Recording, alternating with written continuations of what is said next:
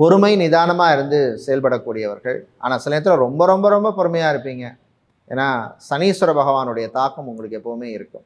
கலை இலக்கியத்திலே ஆர்வம் உள்ளவர்கள், ஆன்மீக நாட்டம் உள்ளவர்கள்.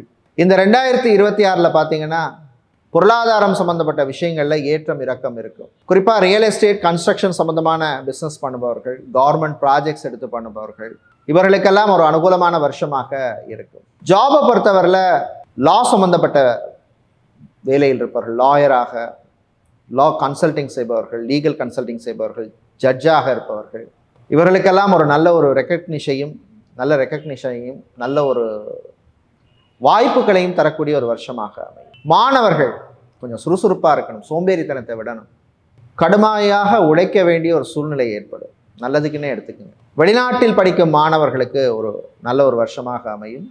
பெண்களை பொறுத்தவரையிலே சில விஷயங்களில் நீங்கள் விட்டு கொடுக்க வேண்டிய சூழ்நிலை அமையும். ஆண்களை பொறுத்தவரையிலே நிம்மதி கிடைக்கும். அது எப்போ கிடைக்கும்னா முதல் 6 மாதம், ஜனவரி டு ஜூன். அதுக்கப்புறம் தூக்கம் சம்மந்தப்பட்ட பிரச்சனை, ஸ்லீப்பிங் டிஸார்டர், சில மனக்குழப்பங்கள்லாம் சேரும். ஸோ அதுக்கேற்ற மாதிரி நம்ம மாற்றிக்கணும். நம்மளுடைய லைஃப் ஸ்டைலை நம்ம சேஞ்ச் பண்ணிக்கணும். காதல் விவகாரங்களில் கொஞ்சம் கவனமாக இருக்கணும். ரிலேஷன்ஷிப் விஷயங்களில் கொஞ்சம் கவனம் தேவை. சகோதர வழியிலே சில பிரச்சனைகள் வரும்.